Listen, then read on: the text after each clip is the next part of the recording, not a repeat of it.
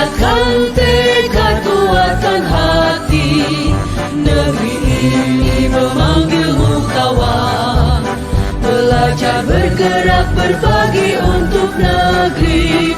Guru penggerak majukan pendidikan. Guru penggerak menghamba pada murid. Kreatif rancang pembelajaran.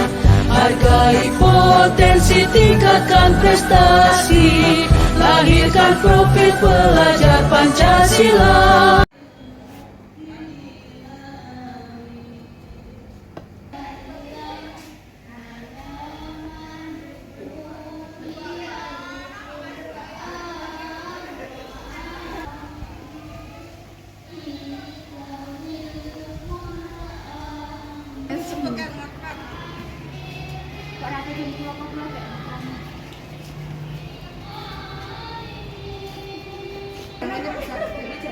Dan serius jangan berarti dada-dada mau nak mau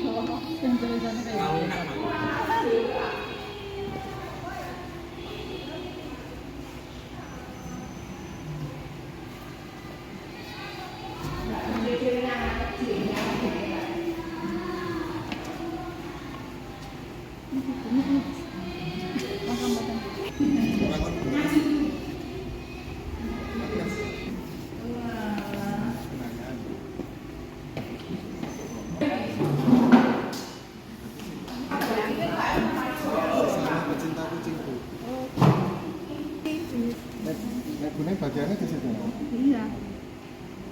Kok amplopnya paling kah? Di zoom. Apa iki? GPAI to sono. GPAI. Bismillahirrahmanirrahim. Assalamualaikum warahmatullahi wabarakatuh. Yang kami hormati Bapak Ibu guru, rekan sejawat saya dari SD Negeri 2. Alhamdulillahirrahmanirrahim. Marilah kita panjatkan puji syukur kehadiran Allah Subhanahu wa taala yang telah melimpahkan rahmat, hidayah serta inayahnya kepada kita semua sehingga pada hari ini, hari Rabu, tanggal 21 Agustus 2024, kita bisa melaksanakan diseminasi atau penyebaran pemahaman dan penerapan pengalaman budaya positif di sekolah kita. Semangat ya, teman-teman, semangat!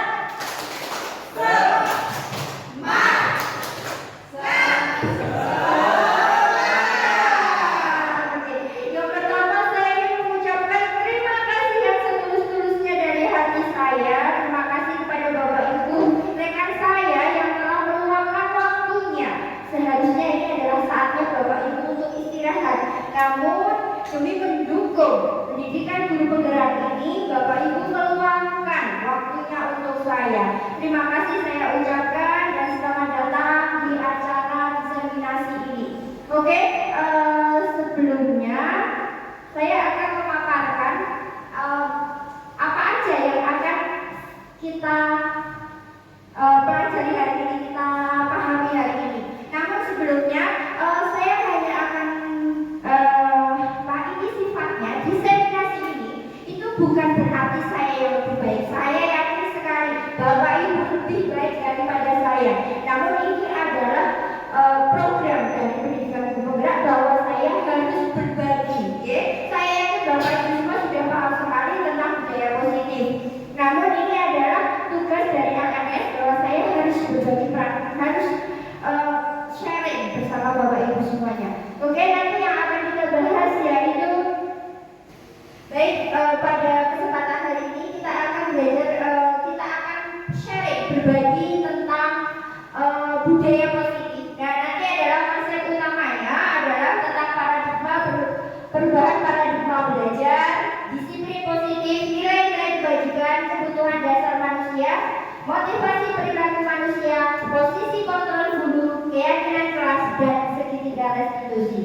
Namun sepertinya Bapak Ibu itu kayaknya gimana, capek atau pegang atau gimana ya? Kita ice breaking dulu ya. Dimohon Bapak Ibu untuk maju ke depan semuanya. Ice breaking, maju ke depan.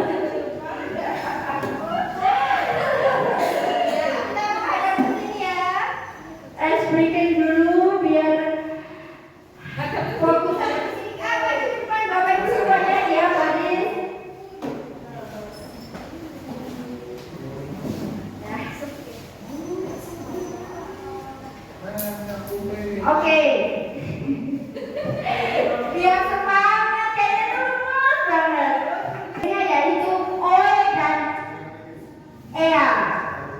Ya, Oe, Ea. Oke. Jika saya bilang hai, Bapak Ibu semua hello. Jika saya hello, hai. Oke. Hai.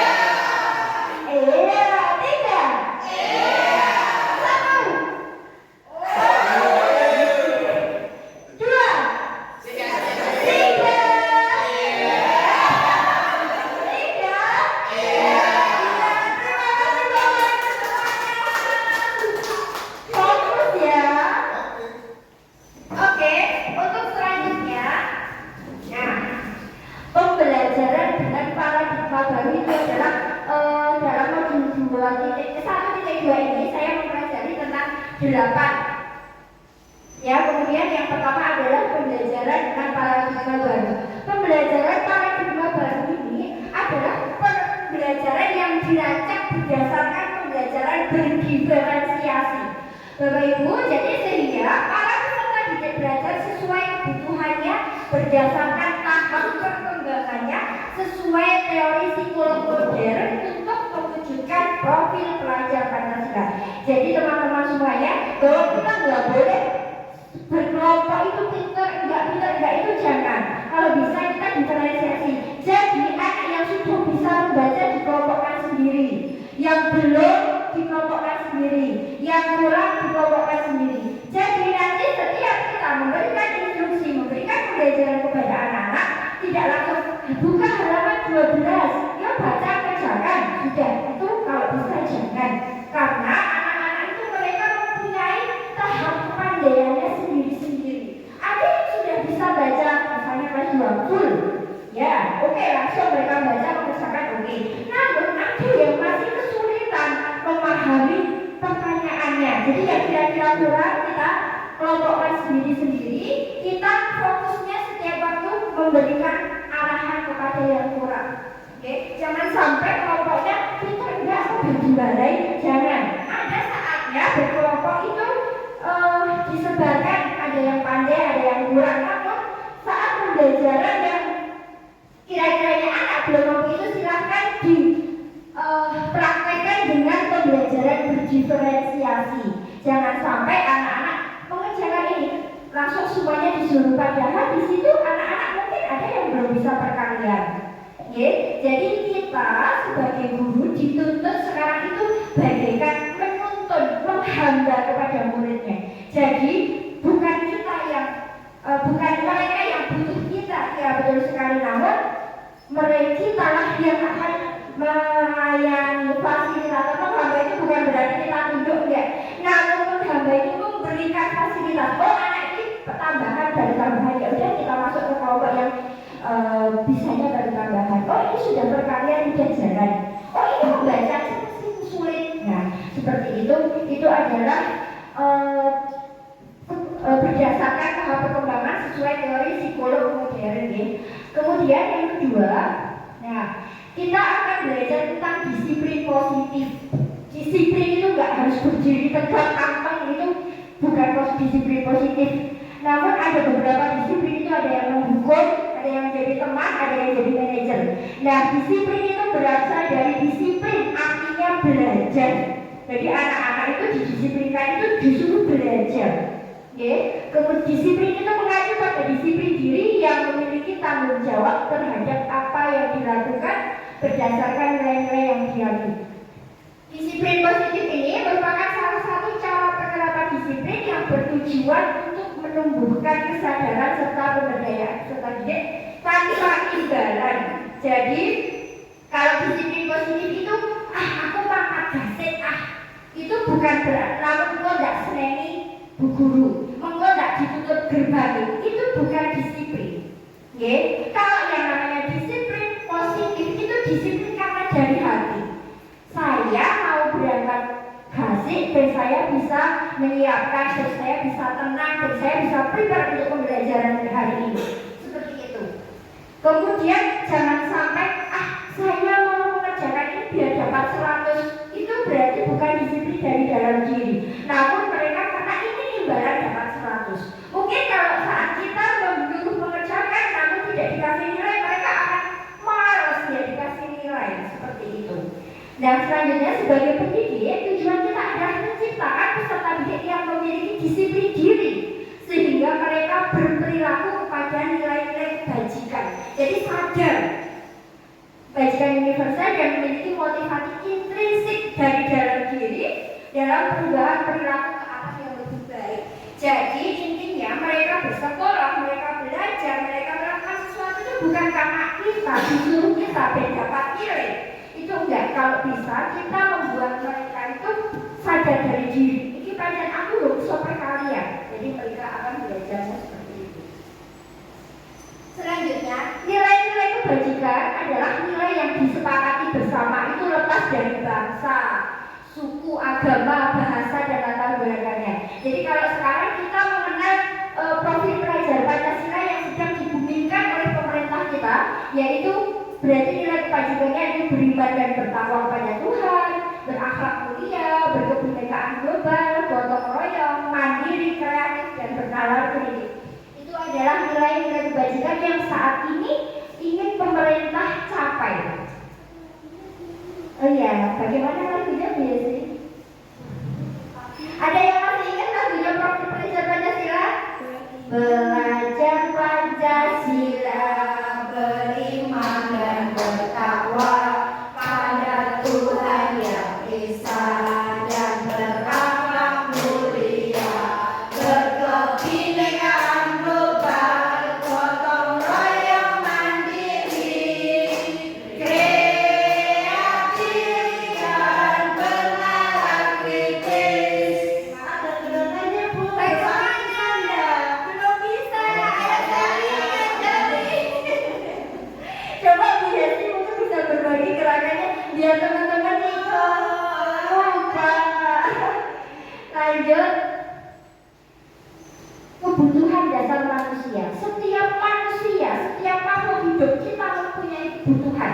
Nah, ada 5 kebutuhan kita sebenarnya, yaitu segala sesuatu yang kita lakukan untuk mendapatkan yang kita inginkan. Seluruh tindakan yang kita lakukan memiliki tujuan tertentu. Misalnya kita bekerja agar mendapatkan imbalan, agar mendapatkan upah, agar bisa memenuhi kebutuhan kita. Nah, semua usaha yang terbaik yang kita lakukan adalah rangka agar kebutuhan dasar kita terpenuhi dengan baik. Jadi kita sekolah sampai sarjana itu adalah rangkanya. Bagaimana cara kita biar menjadi guru, biar menjadi pendidik, sesuai dengan cita-cita kita, sehingga apa yang kita inginkan itu terpenuhi. Itu adalah kebutuhan dasar manusia. Nah, ini adalah 5 dasar kebutuhan manusia. Yang pertama, kita itu agar untuk apa sih dasar kebutuhan itu bertahan hidup? Kita tuh butuh makanan. Kenapa kalau misalnya nggak makan, ya kita meninggal. Makanya untuk kebutuhan untuk bertahan hidup kita butuh makan, pakaian, tempat tinggal, keamanan dan kesehatan. Sedangkan kita tuh sebenarnya juga butuh rasa kasih sayang dan rasa diterima. Bayangkan Bapak Ibu misalnya di sekolah ini kita bekerja, ada yang tidak suka sama kita, pasti kita tidak akan tenang. Semua itu kebutuhan. Gimana Bu Yesi? Tidak nyaman. Kita itu butuh diterima, itu dibutuh. Itu adalah dasar dari kebutuhan manusia. Bayangkan kalau kita itu di sini temennya bisik-bisik, kita seperti tidak diterima, kita tidak disayang. Itu kita nggak nyaman. Itu adalah kebutuhan loh. Rasa diterima, kasih sayang itu kebutuhan. Okay? Rasa diterima, dipedulikan, berbagi, kerjasama, menjadi bagian dari kelompok, itu adalah bagian. Selanjutnya yaitu penguasaan atau harga. Nah, penguasaan itu kita tuh butuh penguasaan harga diri. Nah, keinginan untuk dianggap, memimpin, berprestasi, diakui dan disenangi itu adalah penguasaan. Dan yang keempat adalah butuh kebebasan, mandiri, memiliki pilihan, mencoba hal baru, mampu mengendalikan arah dirinya, bermain humor dan antusiasme. Itu adalah 5 dasar kebutuhan. Kita tuh membutuhkan 5 itu. Selanjutnya kita belajar tentang motivasi perilaku manusia. Perilaku manusia itu ada 2, yaitu intrinsik dan ekstrinsik. Kalau ekstrinsik itu dari luar, ya untuk menghindari ketidaknyamanan hubungan, misalnya aku kudu mangkatnya jam itu, mau pada jam itu seberapa? Ya untuk menghindari ketidaknyamanan, beneran dibunjing temannya, beneran di gurunya, dan juga tidak tidak dikiririn, tidak dapat sanksi dari bu kepala seperti itu. Kemudian untuk mendapatkan imbalan atau penghargaan dari orang lain, nah misalnya seperti itu.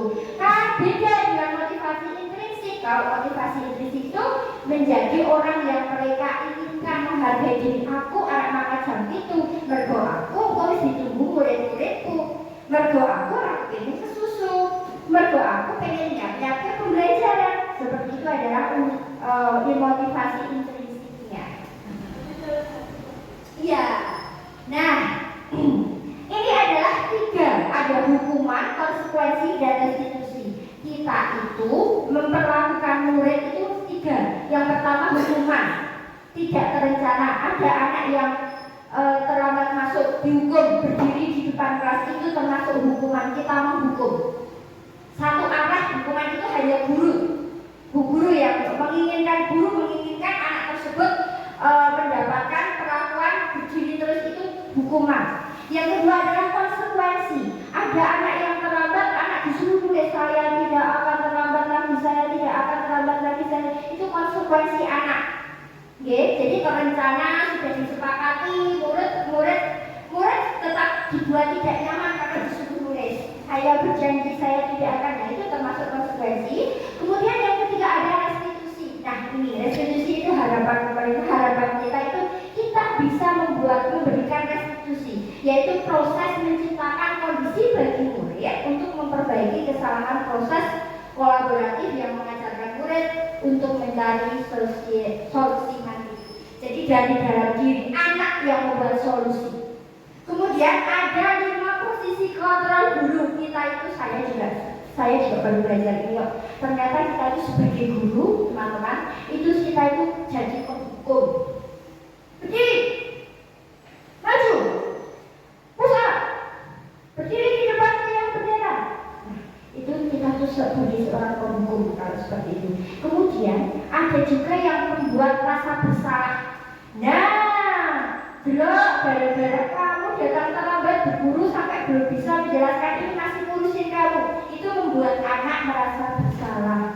Kalau misalnya teman dipukul sampai ada yang terluka, nah coba dilihat saya ganti itu detai, itu membuat anak merasa bersalah. Oke. Kemudian ada yang sebagai teman. Ayolah besok berangkat ya. Itu kita memposisikan diri sebagai teman. Ayolah besok berangkat. Nah itu temannya sakit, yuk kita ambilkan bed lagi yuk. Nah seperti itu kita memposisikan kita sebagai teman. Kemudian ada juga yang sebagai pemantau. Pemantau itu melihat. Nah iya, kepo. Nah coba dilihat kamu bisa menyelesaikan sendiri nggak, itu hanya sebagai pemantau. Kemudian ada yang sebagai manajer. Kira-kira kamu mau gimana ini, udah datang terlambat, kamu udah butuh temannya. Nah seperti itu adalah kita sebagai manajer. Itu tingkatannya yang guru yang sudah bagus sekali. Namun kita masih belajar ya, kadang masih yaudah kamu terlambat, kamu mau jangan ini. Nah ini adalah contoh perilaku 5 posisi kontrol sebagai penghukum. Hormat pada bendera 1 jam, nah itu penghukum. Membuat merasa bersalah, berapa kali ibu harus memberitahu kamu selalu mengecewakan bapak ibu. Nah, ini juga bisa kita terapkan untuk anak kita ya. Kadang itu kita juga belum bisa menerapkan anak diri kita juga. Kemudian sebagai teman, ayo dong ikuti aturan sekolah. Nah itu kita sebagai teman. Kemudian sebagai pemantau, kamu sudah melanggar peraturan sekolah. Kamu tahu konsekuensinya. Setelah upacara kamu membeli benar-benar seperti itu. Kemudian yang terbaik adalah sebagai manajer. Apakah kamu tahu kesalahanmu? Kira-kira bagaimana kamu memperbaiki kesalahanmu? Kalau yang sebagai manajer itu kan kita bisa detek kesalahan orang, tapi kalau perbaiki kesalahan sendiri atau mengalami kesalahan sendiri itu susah. Ya, itu makanya kita butuh manajer biar kita tahu kesalahan kita, ya. Iya sih. Lanjut. Nah, sekarang ini mau nanya, posisi kontrol apakah aku? Saya kecewa sekali dengan kamu Fares. Apa? Teman, manajer, pembuat kesalahan, penghukum, atau pemantau? Teman-teman, pemantau. Saya kecewa sekali dengan kamu Fares. Oke, coba kita lihat. Pembuat dia. Saya kecewa sekali dengan kamu. Anak itu akan sedih. Oh iya. Lanjut. Kamu tidak pernah melakukannya, Indri. Kamu dia disuruh mengerjakan kayak gini, kamu nggak pernah mengerjakan. Kamu nggak pernah kok sampai selesai. Teman, manajer, pembuat kesalahan, pemantau, atau penghukum. Apa? Pembuat kesalahan yang lain? Pembuat kesalahan cacat semua nih. Kita lihat. Iya, jadi kamu nggak pernah melakukan seperti itu, dia merasa bersalah. Bukti. Lanjut. Posisi kontrak, ayolah lakukan demi bapak ibu ya Rani. Ayolah dikerjakan nak. Teman. Pak masa kita gitu ya mendengar saya. Ayolah.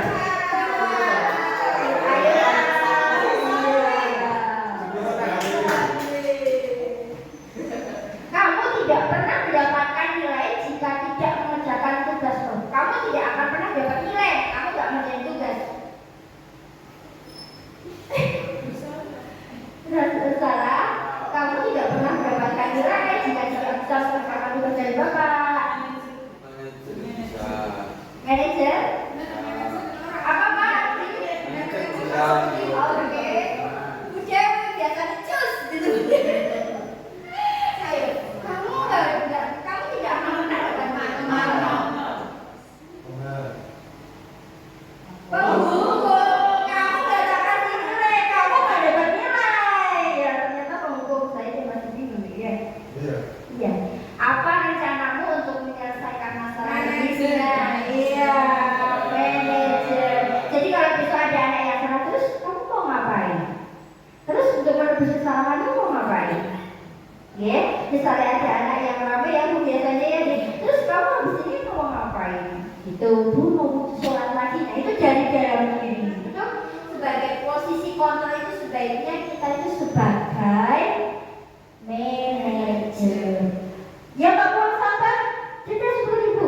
Nah, itu kira-kira apa? Mana? Hukuman.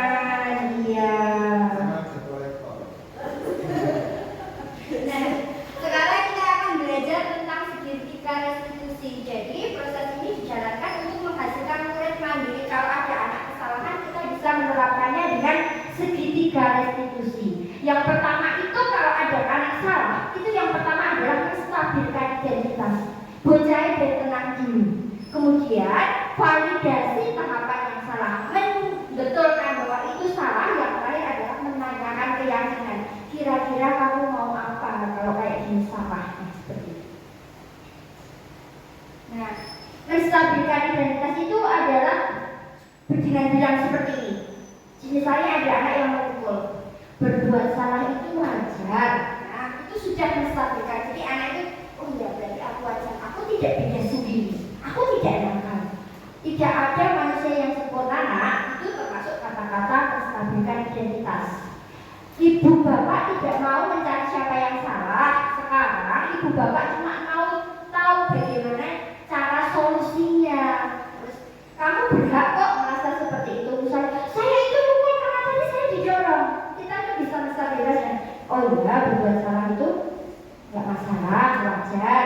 Ditambah dengan oh iya, kamu berhak kayak gitu karena kamu tadi sudah disalahin. Nah itu cara kita untuk menstabilkan identitas anak. Lanjut, kita ke validasi tahapan yang salah. Setelah ditenangkan, kita bisa memberitahu anak, kamu pasti punya alasan kan mengapa kamu melakukan itu. Ya.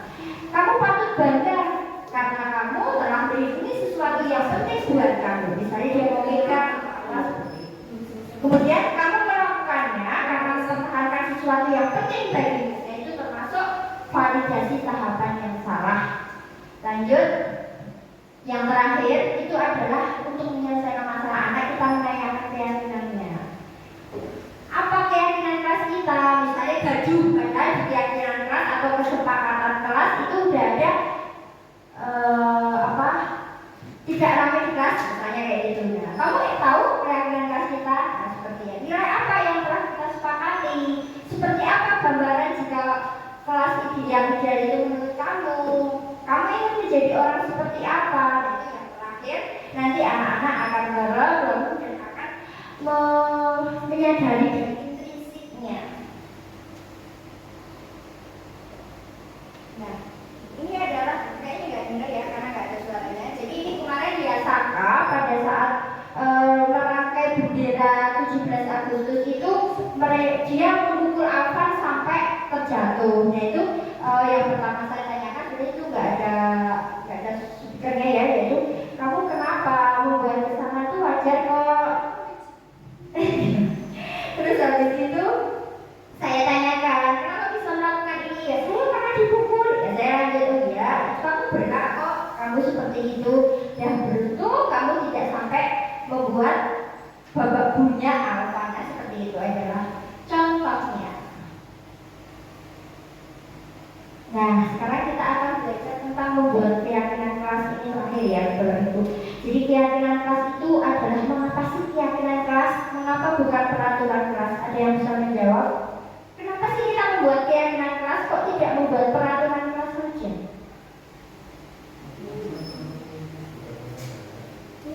Keyakinan kelas itu dibuat bersama murid dan itu atas kesepakatan guru dengan murid. Kalau peraturan kelas itu biasanya mendikte anak dan anak yang harus ikut dengan peraturan guru. Iya, betul sekali Bu Yesi. Jadi keyakinan kelas itu dibuat bersama-sama. Kalau peraturan kelas datang tepat waktu, terus tidak boleh mencontek, itu peraturan guru yang membuat guru. Kalau keyakinan kelas itu adalah dibuat bersama-sama. Kita hanya sebagai fasilitator. Anak pengen apa? Misalnya kamu kepengen kelas yang apa? Bu, pengennya kelasnya yang tidak gaduh. Nah, berarti kita tarik. Oh, berarti kita saling menghormati. Kalau ada guru yang berbicara, kamu harus menghormati. Nah, seperti itu adalah keyakinan kelas. Nah, kalau pembentukan keyakinan itu biasanya bahasanya itu bersifat abstrak, berupa pernyataan universal, dibuat dengan pernyataan positif. Besok tidak boleh ada kata dilarang mencontek, itu jangan. Tapi kerjakanlah dengan jujur, itu akan lebih baik. Kemudian jangan lari-lari di koridor, jangan. Bisa diganti dengan berjalanlah di koridor, misalnya seperti itu. Kemudian jangan, tidak boleh datang terlambat, itu jangan.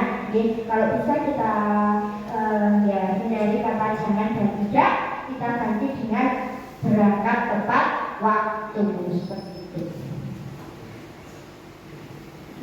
Besok Pak Adrian bikin keyakinan ya. Udah ya belum Pak? Dereng ya. Ini pembentukan keyakinan kelas itu hanya bisa dilakukan secara individu, kelompok. Misalnya awal cara kita membuat keyakinan adalah kamu pengen kelas seperti apa nak? Suruh tulis. Aku pengen guru yang tidak marah-marah. Aku pengen kelas yang damai. Aku pengen kelas yang tepat waktu. Bla bla bla. Nah itu akan ditulis sama anak. Kita nanti akan mengumpulkan dan kita akan membuat pernyataan yang harusnya seperti apa. Aku pengen guru yang apa-apa ini bisa.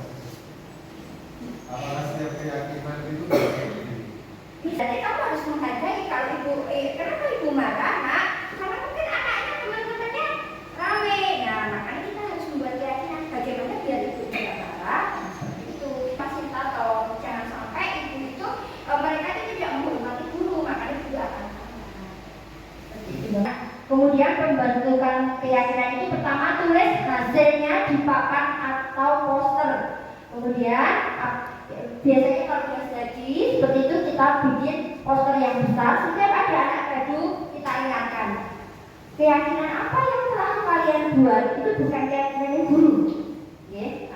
Ini adalah kesepakatan yang lain. Nah pembentukannya biasanya kita terakhir itu ambil kesimpulan dari ide murid. Kadang ada murid yang merasa saya ingin kelas bersih, saya ingin kelas rapi. Nah itu berarti tulisnya menjaga kebersihan. Tidak usah membuang sampah pada tempatnya, dilarang itu kalau bisa jangan. Itu ya jadi setelah anak-anak membuat kata-kata aku pengen guru yang tidak marah-marah, aku pengen teman yang saling menolong, teman yang membantu, aku pengen kelas bersih, itu nanti kita tarik kesimpulannya dan diskusi untuk mendapatkan umpan balik dari murid. Nah, pembentukan keyakinan kelas ini dibuat dapat berupa panduan tingkah laku. Misalnya jangan berlari, berubah menjadi berjalan hati-hati. Hindari kata jangan dan dilarang. Jadi kemarin yang sudah ngeprint ada yang dilarang, jangan itu kalau bisa direvisi. Nah, sepakati keyakinan kelas untuk menciptakan rasa memiliki. Beri waktu, kemudian kalau bisa diberi poster, bawahnya di ruang kosong, kemudian anak-anak tanda tangan atau cap. Itu adalah kesepakatan. Oke, cap tanda tangan membuat kesepakatan kelas. Nah, penutup. Alhamdulillah sudah selesai ya, maaf ya Bu, ngantuk ya. Dalam penerapan program disiplin positif, hendaknya guru memiliki standar kepribadian. Jadi sebelum kita menerapkan disiplin positif itu guru kita sendiri itu harus punya standar kepribadian. Iya, bekerja diri. Kemudian profesional kita juga datangnya lebih tepat waktu karena kita akan menjadi teladan untuk mereka, dan sosial yang baik di mana guru mampu merefleksikan dirinya dalam posisi kontrol saat ini. Bagaimanakah perjalanan dirinya sebagai among, kita itu sebagai manajer yang menuntut murid-muridnya menjadi insan yang berdiri, merdeka, dan bertanggung jawab. Ini adalah standar nasional pendidikan. Baik Bapak Ibu, itu adalah paparan diseminasi hari ini. Adakah pertanyaan? Ya, Bu, pertanyaan dari saya, bagaimana membuat keyakinan kelas untuk kelas 1, di mana anak-anak kelas 1 itu belum bisa menulis harapan sesuai mereka. Itu bagaimana caranya? Oh ya. Terima kasih Bu. Ini pertanyaannya adalah bagaimana membuat harapannya. Ya baik Bu, terima kasih Bu. Untuk kelas 1 G. Nah jadi Bu, untuk anak-anak kelas 1 kita tidak perlu anak-anak menulis di pos ini terus dinyatakan nggak perlu. Kita cukup tanyakan satu-satu. Kamu pengen kelas yang apa? Oh pengen yang sejuk. Kita tulis, kita membantu Bu. Indah menulis pengen kelas yang sejuk. Nah kalau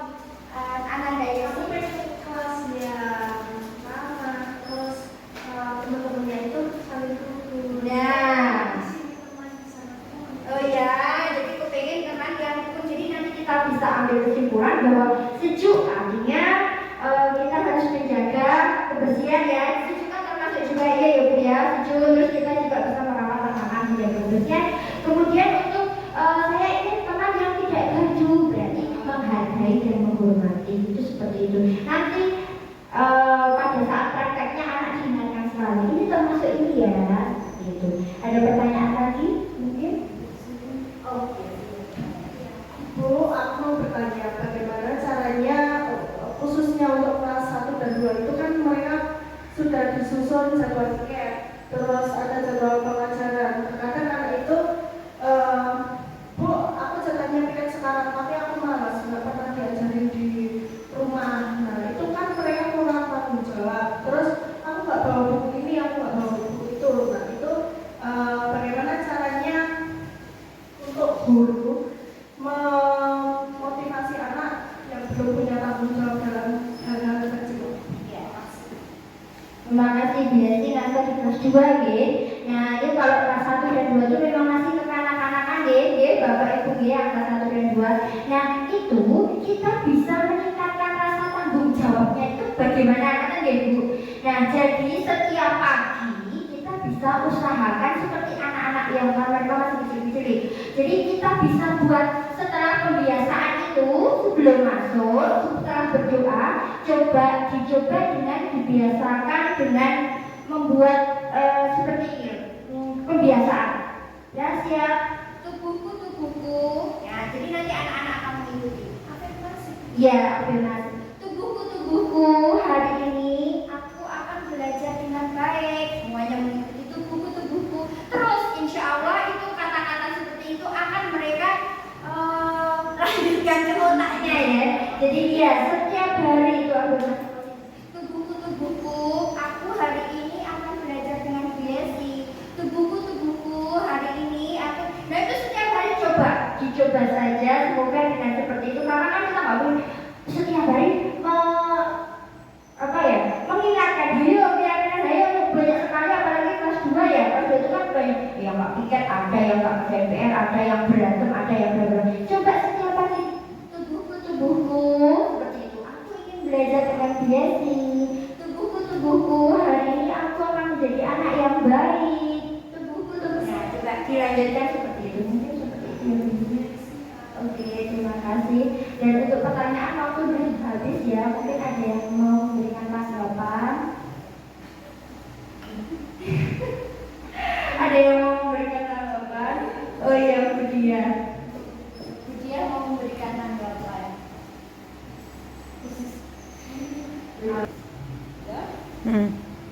Oke, terima kasih Bu Santi untuk waktu yang diberikan, dan juga terima kasih pada hari ini sudah diadakan diseminasi tentang yang positif budaya positif, semuanya positif. Jadi memang ada kalanya dalam hal keseharian kita sebagai seorang pendidik, kita itu kadang kalau sudah di kelas itu sering lupa bahwa kita itu juga bukan hanya mendidik, tugasnya bukan hanya memberikan pelajaran, tapi juga harus mendidik kepada anak-anak. Tapi kita juga sering terbawa dengan emosi kita, sehingga dengan adanya diseminasi ini akan kembali mengingatkan kita bahwa kita memang harus memposisikan diri di kelas itu sebagai guru, sebagai memberikan materi pelajaran kepada anak didik. Kita juga harus mendidik kepada mereka agar menjadi lebih bisa membawa diri menjadi lebih baik dari hari ke hari. Bukan hanya transfer ilmu saja, tapi kita juga harus mendidik. Begitu sementara, terima kasih. Terima kasih Bu Dia, dan semoga membuat hati kita terketuk lagi bahwa di sini tuh kita tuh jangan sampai anak itu jangan sampai kita pembelajaran yang baik Bu Dia, terima kasih. Jadi yang kita harapannya, dan kita akan membuat kita itu semakin sadar bahwa kita itu bukan, pembelajaran itu bukan teacher center, bukan centernya, bukan kita, bukan kemauan kita, bukan anak harus mengikuti kita, bukan. Namun harusnya kita itu adalah student center, atau adalah murid-muridnya yang menjadi objeknya. Terima kasih Bu Dia, dan semoga kita selalu teringat bahwa kadang memang membawa emosi, jaga isi terangnya seperti ini anak gadis seperti itu. Namun semoga kita bisa tawadhu ya, bisa manajer diri kita sendiri, juga kita bisa memberikan penuntun pembelajaran yang menuntut, di mana bahwa kita mendidik, kita memberikan didikan, kita tidak menuntut, tapi kita menuntun mereka untuk menjadi lebih baik dan hingga terwujudnya profil pelajar Pancasila. Demikian diseminasi hari ini, kurang lebihnya saya mohon maaf. Saya akhiri, wassalamualaikum warahmatullahi wabarakatuh. Waalaikumsalam warahmatullahi wabarakatuh. Kita juga